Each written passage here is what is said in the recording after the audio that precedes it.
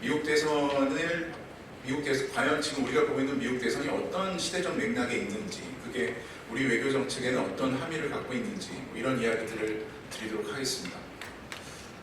그래서 저는 기본적으로 지금 우리가 살고 있는 시대가 어떤 하나의 이 역사적인 순환의 한 종식 지점에 도달했다고 생각합니다. 그래서 하나의 사이클이 풀 서클을 그렸다고 하죠. 하나의 그 순환이 종료되는 시점이 있고, 그 핵심에는 이제 단극 시대가 마무리되고 탈단극으로 가는 이 현장 속에서 우리가 이 2024년 미국 대선을 봐야 하지 않을까라는 생각을 갖고 있는데요.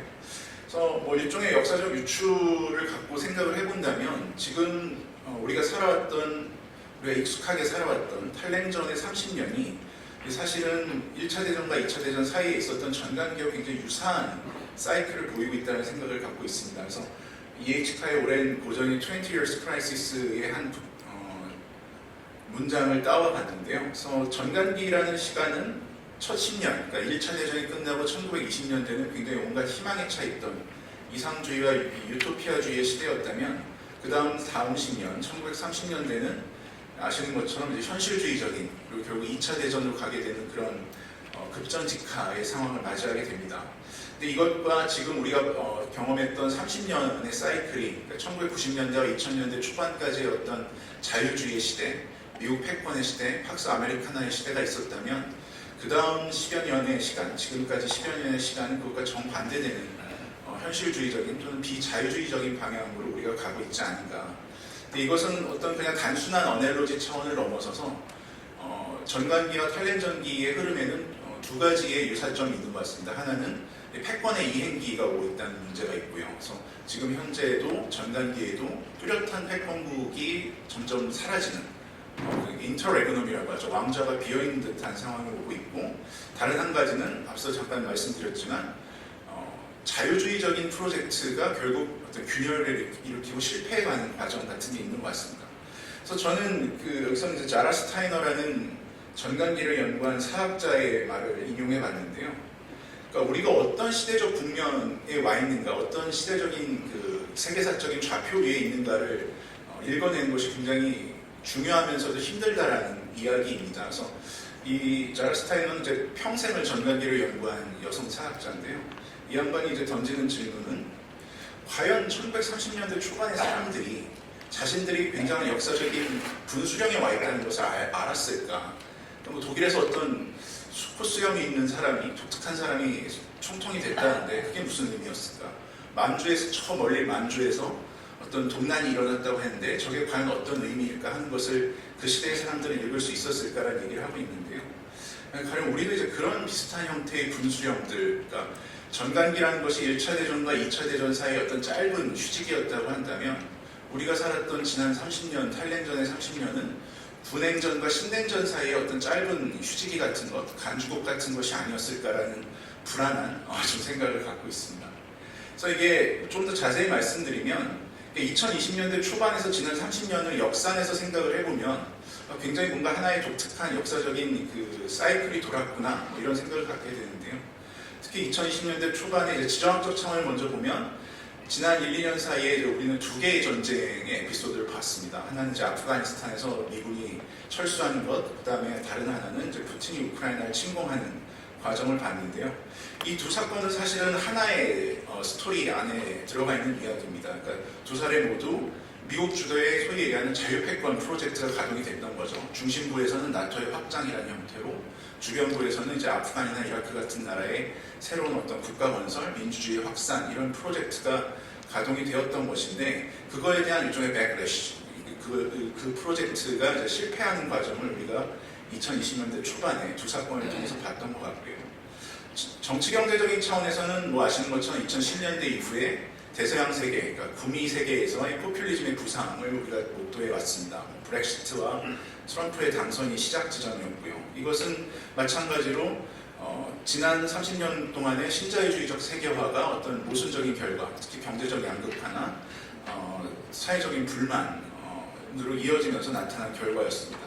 그래서 이런 지정학적인 변동, 그다음에 정치 경제적인 변동을 지금에 와서 회고해 보면, 이것이 결국에는 우리가 굉장히 익숙하게 앞으로 이런 식의 세계, 미국 패권의 시대, 단극 체제, 팍스 아메리카나 이런 것들이 굉장히 영구적인 어떤 역사적인 새로운 단계라고 생각을 했지만 사실은 단극 체제라고 하는 어떤 물질적 구조 위에 얹혀져 있는 역사의 하나의 페이스에 불과했었고 특히 이제 미국의 이 탈냉전기의 자유주의적 컨센서스가 이제 붕괴되는 그것이 부상했다가 쇠퇴하는 과정을 보면서 이게 뭔가 완전히 우리가 알지 못하는 새로운 역사 국면으로 넘어가고 있구나라는 생각을 해보게 됩니다. 그래서 그 내용을 좀 정리를 해보고요. 그러니까 미국이 이런 시대사적 국면에서 현재 우리 미국이 어떻게 달라지고 있는지, 그리고 다른 여타 해외 국가들은 이런 미국의 변화 또는 세계 질서의 변화에 어떻게 자신의 전략을 재조정하면서 적응하고 있는지 말씀을 드리겠습니다. 그래서 저는 오늘 주제가 2024년 대선이긴 하지만 사실은 2016년부터 2024년까지 세 번의 미국 대선은 사실 동일한 전선 위에서 동일하게 벌어지고 있는 사건이라고 여겨집니다. 그래서 그 이야기는 사실은 그 조 바이든 대통령이 자기가 이제 2020년 대선의 후보 시절 그리고 당선이 돼서 했던 첫 연설에서 이 자신들이 겪고 있는 미국 내부에서의 어떤 그 역사적 국면의 의미를 정리한 바 있습니다. 그래서 위에 인용한 것은 이제 바이든이 자기가 대선 출마를 하면서 왜 자신이 이 노령의 나이에 대통령직에 도전하는가를 설명한 것인데요. 거기서 보면 이제 트럼프의 4년을 겪으면서 이 나라의 본질적인 성격이 변화하고 있다. 미국이라는 나라의 어떤 자유주의적인 핵심 가치가 위협받고 있다라는 얘기를 했고요. 그리고 이제 당선 직후에 했던 연설에서 보면 결국 우리는 어떤 미국의 영혼을 둘러싼 전투, 이건 이제 에이브러햄 링컨의 표현을 다 갖고 온 건데요. 그래서 어떤 미국의 베터 엔젤과 다키스트 임펄스 간의 대결이 지금 현재 2010년대 이후에 미국 역사에서 계속 반복되는 일종의 역사적 전투 과정이라고 보는 것이죠. 그래서 이것은 그 밑에 깔려 있는 것은 결국 우리가 2010년대 이전까지는 잘 인식하지 못했지만 미국 내에 존재하는 어떤 두 가지의 대립, 두 개의 미국, 두 개의 신조라는 표현을 써봤는데요.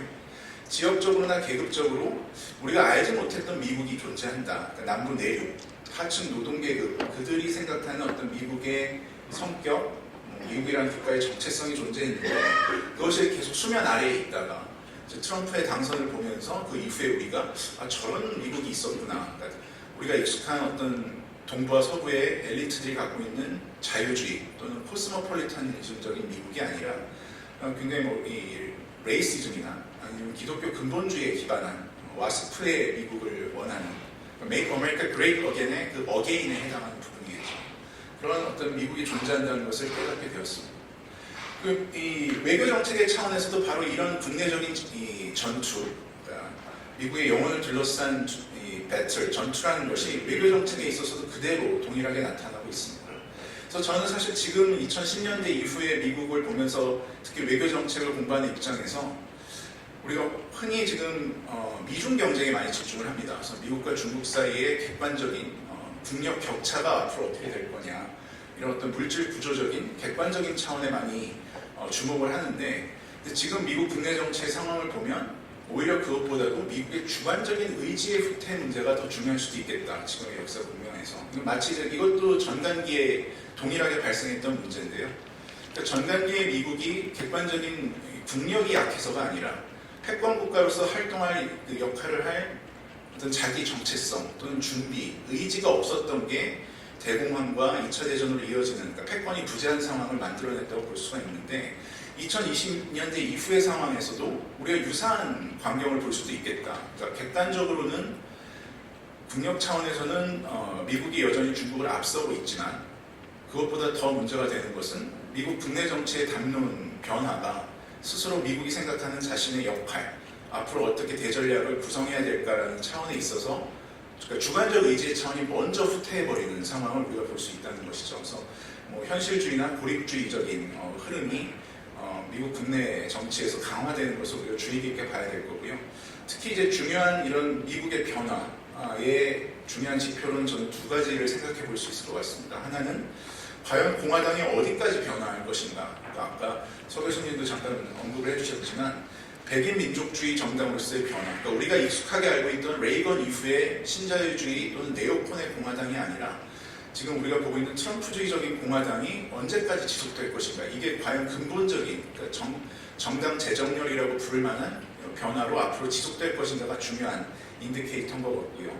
다른 하나는 세대 교체의 문제입니다. 그래서 지금까지 미국 외교를 주도했던 것은 일종의 승리 이후의 세대입니다. 그러니까 냉전의 승리를 맛보았던 또 그 앞에 2차 세계대전의 승리를 맛보았던 세대고, 그렇기 때문에 미국이 세계를 주도하고 전 세계에 개입하면서 자유주의를 확산한다는 것이 너무나 당연했던 세대가 지금까지 미국의 소위 얘기하는 이스태블리시먼트 또는 블록그룹이었다고 볼 수가 있겠죠. 그런데 이번에 이스라엘 하마스 분쟁에 있어서 바이든 정부가 관성적으로 이스라엘에 대한 어떤 일종의 무조건 지지를 하다가 스스로 굉장히 크게 놀라게 된 사건은 아까 서 교수님도 잠깐 언급하셨지만 소위 하는 밀레니얼 세대의 저항입니다. 이건 사실 민주당이 본래 자신들의 표가지라고 생각했던 젊은 세대가 기성 승리 이후의 세대와 전혀 다른 세계관을 갖고 있다는 것을 이제 보여준 하나의 사건이라고 보여지는데요. 그러니까 이 밀레니얼들은 기본적으로 패배 이후의 세대입니다. 이라크 전에 패배를 맛보았고 2008년 이후에 금융위기 상황을 맛보았던 세대입니다. 이 세대에게는 기존의 어떤 미국이 패권 국가가 되어야 된다, 자유세계 질서를 구축해야 된다, 전 세계에 개입해야 된다라는 컨센서스에 대한 회의를 갖고 있습니다. 이런 세대가 계속 이제 미국의 새로운 어떤 그 주도층으로 등장했을 때 이제 민주당에서는 이 사람들이 이제 뭐 버니 샌더스나 에이오스 같은 사람을 지지하겠죠. 그런 세력들이 부상했을 때 과연 미국이 우리가 알던 그 미국의 형태를 계속 유지할 것인가 라는 질문을 던질 수 있을 것 같습니다. 그래서 이런 어떤 미국의 변화는 결과적으로는 전 세계 국가들에게 일종의 미국의 신뢰성 위기, 그리고 그 신뢰성 위기 때문에 뭔가 해칭을 해야겠다라는 움직임을 낳고 있는 것 같습니다. 그래서 미국의 신뢰성 위기를 가져온 것은 크게 두 차원인 것 같은데요. 하나는 뭐 지금 우리가 보는 것처럼 미국 민주주의의 위기가 계속되고 있다는 것, 그리고 트럼프가 당선될지도 모른다라고 하는 또 불안감을 세계 국가들이 계속 가지고 있다는 게 하나의 요소가 될 거고요. 다른 하나는 이제 미국 패권이 역시 하강하고 있고, 그에 따라서 미국의 대전략이 굉장히 요동치고 있다는 것을 깨달은 것 같습니다. 그래서 굉장히 역설적이지만 바이든 시대를 지나면서 우리가 확실하게 깨달은 것은 트럼프 시대가 예외가 아니었다.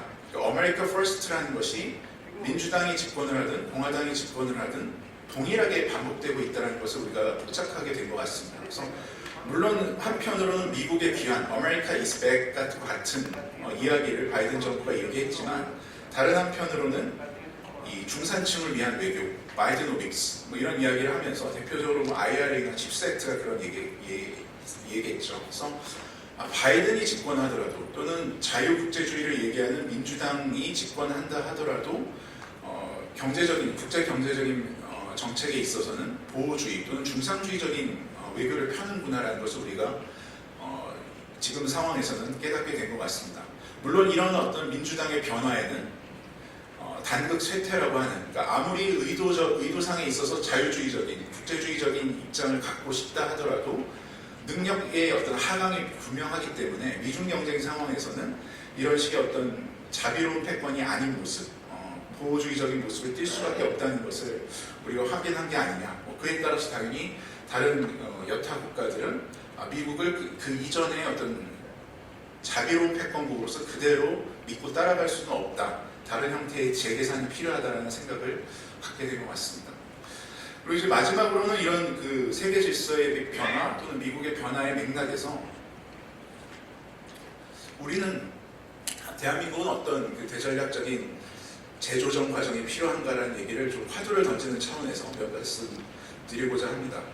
그래서 여기는 이제 Winter is Coming이라는 표현을 가져와 봤는데요. 왕좌의 게임이라는 그 미국의 드라마를 보신 분들은 알겠지만 그 드라마의 하나의 그 전체 시즌을 아우르는 씬 중에 하나는 긴 여름의 시대가 가고 긴 겨울이 온다라는 게 그 드라마의 핵심 주제 중에 하나였습니다. 그러니까 어떤 굉장히 자비롭고 온화했던 환경이 긴 겨울이라고 하는 새로운 환경으로 이제 변화하면서 생기는 에피소드들을 그 드라마가 다루고 있는데요. 저는 우리가 겪고 있는 시대적 변화가 그 비슷한 어떤 메타포 속에서 이해 가능할 거라고 생각을 합니다. 그래서 우리가 살아왔던 지난 단극 시대, 팍스 아메리카나 또는 자유세계 질서의 시대는 긴 여름의 시대였습니다. 사실 대한민국은 그런 미국 패권 아래에서 가장 혜택을 받은 국가 중에 대표라고 할 수가 있습니다. 근데 그런 단극 시대가 쇠퇴하게 되었을 때, 탈단극의 상황이 왔을 때는 즉 우리에게는 긴 겨울을 맞이해야 되는 시기인 것 같고, 그렇다고 한다면 기존의 대전략은 일종의 뭐 각주국엄이라는 표현처럼 새로운 시대에 긴 겨울에는 맞지 않는 상황이 오게 되는 것이죠. 그래서 사실은 탈냉전기의 미국 외교는 미국의 압도적 현존, 그 다음에 미국이 패권 국가로 이 지역 질서를 주도하고 있다는 것을 하나의 기본 전제로 깔고 있었습니다. 근데 이 올라프 숄츠 총리가 얘기하는 것처럼 시대 전환이 왔을 때 우리가 한반도의 문제의 성격은 어떻게 변화하는가, 미중 경제의 모든 것이 미중 경제의 맥락에서 해석되게 되고, 또 이제 뭐 많이들 말씀하시지만 한반도의 문제와 대만 그리고 우크라이나 이런 것들이, 그러니까 강대국 간의 경쟁이 부딪히는 어떤 단층선들의 문제가 우리와 다 엮여지게 되는 하나의 사슬로서 연결이 되고, 그럼으로써 우리가 일종의 연루, 인트랩먼트의 시나리오에 고민을 하게 되는 그런 새로운 상황이 왔다는 것을 이제 인식할 필요가 있게 되는 것이죠. 그래서 사실은 저는 지금 현 정부, 윤석열 정부는 이런 시대적 전환 또는 탈단극 시대를 굉장히 민감하게 인식하고 있다고 생각을 합니다. 그래서 최근에 이제 최고위급, 현 정부의 최고위급들의 스피치를 보면서 제가 흥미롭게 생각했던 점은 신냉전이라는 표현을 연설문에서 그대로 사용을 하고 있습니다. 그러니까 앞서 제가 말씀드렸던 이야기로 치면 1차 대전 이후의 시대냐, 2차 대전 이전의 시대냐라는 게 전반기에 중요했던 것처럼 지금 우리 시대를 여전히 탈냉전 이후로 군냉전 이후의 시대로 볼 것인가, 아니면 신냉전 직전의 상황으로 볼 것인가라는 게 굉장히 중요한 시대의 인식에 있어서 중요한 지점이라고 생각을 하는데, 지금 행정부 같은 경우는, 우리 정부 같은 경우는 신냉전이라는 것을 전제하는 것 같습니다. 그러니까 더 이상 탈냉전 시대를 우리가 살고 있지 않다. 탈냉전 시대는 종식되었고 신냉전이라고 하는 새로운 상황을 그 새로운 상황에 맞게 조정해야 된다는 생각을 갖고 있고요. 그에 따라서 소위 얘기하는 이제 글로벌 중추국가 비전 이런 이야기들이 나오는 것 같습니다.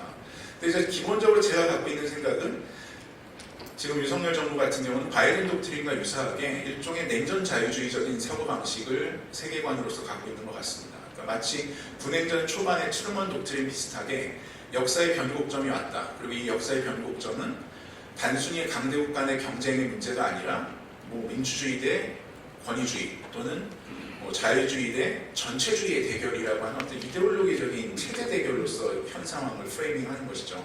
그래서 이런 상황에서는 자유주의적인 서구가 결집을 해서 수정주의적인 권위주의 강대국들에 대항해야 한다는 이야기를 바이든이 이야기하고 있는데, 윤석열 정부 같은 경우는 그것과 거의 동일한 싱크로율이 굉장히 높은 형태로 이 상황을 받아들이고 대전략을 조정하고 있는 것 같습니다. 그래서 일종의 가치 외교, 글로벌 중추국가라는 이야기가 자유주의 대 전체주의라는 이런 거대 서사에 기반을 두고 일종의 진영화에 우리가 선구적인 역할을 하겠다라는 이야기를 하고 있는 것이죠. 그래서 이런 세계관 속에서 이제 실제로 나온 정책의 핵심에는 소위 얘기하는 인태 전략과의 싱크로율을 높이고, 그 가운데서 특히 우리는 한미일 삼각협력을 이제 강조하는 형태로 이행하고 있는 것 같습니다. 그러니까 기존의 어떤 경제 통합, 신자유주의적 지구화의 공간으로서의 아태가 아니라 미중 간의 지정학적 경제 공간으로서의 인태라는 것을, 그런 시공간의 변화를 받아들이고 그 위에서 우리는 보편 가치에 기반한 한미일 삼각협력, 더 나아가서는 북대서양과 인태를 포괄하는 권위주의 국가들, 그러니까 중국과 러시아에 대한 어떤 동세망을 구축하는 데 있어서 대한민국이 주도적인 역할을 하겠다라는 것이 지금 현 정부의 대응인 것 같습니다. 그런데 이제 제가 여기서 하나 화두를 던지고 싶은 거는, 일단 토론 시간에 말씀드리고 싶은 부분 중에 하나는 이런 일종의 냉전 자유주의적인 접근 방식, 그러니까 군냉전으로 치면 트루먼 독트린이나 NSC-68과 같은 방식이 굉장히 위태로운 결과들을 낳을 수 있다는 거죠. 이 전략 공간의 어떤 융통성이나 유연성을 떨어뜨리기 때문에. 그래서 저는 이제 군냉전 시기에도 이런 냉전 자유주의에 대한 중요한 반론으로서 현실주의자들이 존재를 했습니다. 그래서 여기서 제가 가져온 거는 현실주의의 일종의 뭐 파운딩 파더라고 할 수 있는 한스 모겐소의 글을 가져와 봤는데요. 이 사람이 갖고 있는 세계관이라는 것은 기본적으로 우리가 사는 세계는 비극적이다. 그래서 저는 사실 요새 냉전시대 자유주의자들의 글을 읽고 있으면 이 사람들은 다 우울증을 갖고 있던 게 아닌가. 세계가 망했다, 쉽게 얘기하면. 그런 인식을 갖고 이런 우울한 세계, 비극적인 세계 속에서 우리가 어떻게 임시 반편적인 또는 모두스 비벤디, 타협 이런 정책을 만들어낼 수 있을까라는 것을 고민했던 사람들이 이 현실주의자들이었던 것 같습니다. 그러니까 사실 이 사람들은 굉장히 보수적인 세계관을 갖고 있는 것입니다. 그러니까 세계는 변화하지 않고 강대국 간의 정치는 늘 비극의 연속이고 그런 맥락에서 불완전한 우리가 할 수 있는 일이라고는 아슬아슬한 세력 균형을 간신히 유지하는 것, 그럼으로써 소극적인 평화를 유지하는 것에 불과하다라는 생각을 가졌던 것인데요. 저는 우리의 외교에서도 지금 신냉전 상황에서 한국의 외교에서도 이런 어떤 현실주의적인 문제의식이 좀 필요하지 않은가라는 생각을 개인적으로 갖고 있습니다. 사실 앞서 말씀드렸던 윤석열 정부의 이 현 상황에 대한 인식, 그러니까 시대가 변화했다는 것은 확실하게 인지하고 있고 그것에 대해 냉전 자유주의적인 체제 대결적인 방식으로 현 상황을 이제 돌파하려는 것 같은데요. 근데 이러한 그 전략은 사실은 대다수의 이 다른 국가들, 그건 이제 서구 유럽의 국가들을 포함해서 대다수의 국가들과는 조금 차별적인 것 같습니다. 그러니까 대다수의 국가들은 여전히 디리스킹을 이제 문제 제기하는 것처럼 일종의 실용주의적인 또는 핵심적인 방향을 여전히 추구하고 있는데 이런 냉전자유주의적인 방식의 이 외교라는 것은 굉장히 비타협성이 부각될 수밖에 없습니다. 이거는 이데올로기적인 대결의 문제이기 때문에 선악의 문제로 해석될 수밖에 없고 만약 지금의 신냉전이 선악의 갈등이라고 한다면 사실은 외교적인 협상이나 타협, 모두스 비벤디는 불가능한 상황이 되는 것이죠. 근데 저는 제 생각에는 냉전 시기에 우리가 참고할 수 있는 이 일종의 역사적인 비교 사례는 저는 닉슨 키신저 시절이었다고 생각을 합니다. 그러니까 닉슨 키신저는 물론 이 사람들은 공화당이었고 보수주의자들이지만 굉장히 놀랍게도 대땅들을 실현을 했습니다. 그러니까 문화대혁명 시절에 마오와 손을 잡았습니다. 그 이유는 소련에 대한 밸런싱이 가장 중요하고 그것이 미국의 최대 국익인 상황에서 이념적인 차이, 그러니까 마오의 중국이라는 이념적인 차이로 극복할 수 있다. 오히려 그런 그 미중소 사이의 삼각관계를 전환시키는 것이 미국의 국익 또는 어떤 안정적인 냉전의 운영에 있어서 더 중요한 이익이 되는 결과를 가져올 수 있다는 생각을 했던 것이죠. 그것이 제가 갖고 있는 현실주의자들의 미덕인 것 같습니다. 그러니까 이 세계는 불완전하고 회색빛의 세계인 과정에서 어차피 최선의 결과는 불가능하다. 우리가 원하는 최선의 결과가 존재하지만 그것이 아닌 차선 또는 차악의 결과를 택할 수 있는 어떤 그 타협의 정신 이런 것이 또는 프루던스라는 것이 현실주의자들의 미덕인 것 같고요. 그런 맥락에서 가령 이제 앞서 말씀드렸던 한미일 협력이라는 것도 저는 현실주의적인 입장에서 당연한 로직이라고 생각을 합니다. 중국이 부상하고 있고 중국이나 러시아가 현상변경적인 외교 정책을 펼 때 그것에 대한 일종의 세력 균형의 연합을 형성하고 그 연합을 통해서 중국과 러시아의 야심을 견제한다. 여기까지는 현실주의자들도 당연히 동의하는 바입니다. 그런데 우리가 한미일 협력을 하는 이유가 가치 때문이다. 우리가 자유국가이기 때문에 연합을 해서 권위주의 국가인 중국과 러시아에 맞선다는 것은 결과적으로는 동일할 수 있습니다. 한미일 협력 강화라는. 그런데 그 이후의 상황, 그러니까 한미일 협력 강화가 현실주의적인 목적이기 때문에 앞으로 중국과 러시아 사이의 외교를 계속해서 진행하면서 최대한의 소극적인 형태의 평화와 안정을 리스크 매니지먼트 할 거냐, 아니면 일종의 선악 대결로서 중국과 러시아의 가장 최대치로는 레짐 체인지까지 우리가 추구하는 그런 식의 어떤 강경한 냉전 자유주의적인 어프로치를 택할 것인가는 그 장기적인 결과에 있어서는 굉장히 다른 외교의 진행 과정을 보여줄 것이라고 생각을 합니다. 그런 의미에서 저는 제가 갖고 있는 하나의 문제의식은 대한민국의 외교 공론장에서 사실 생각보다 굉장히 현실주의자의 목소리가 과소대표되어 있다는 생각을 갖고 있습니다. 그래서 제가 학계에서의 경력이 굉장히 일천한 소장학자이지만 제가 그동안 보아본 바로는 현실주의자라고 말씀하시는 분들이 가만히 이렇게 얘기를 듣다 보면 미국 외교의 카테고리로는 네오콘에 해당하시는 분들이 많더라고요. 그래서 그 격차를 어떻게 좁힐 수 있을 것인가, 어떻게 한국 외교의 이 공론장에서도 현실주의적인 목소리를 조금 투입할 수 있을 것인가, 이런 문제의식을 갖고 토론을 듣도록 하겠습니다. 이상입니다. 감사합니다.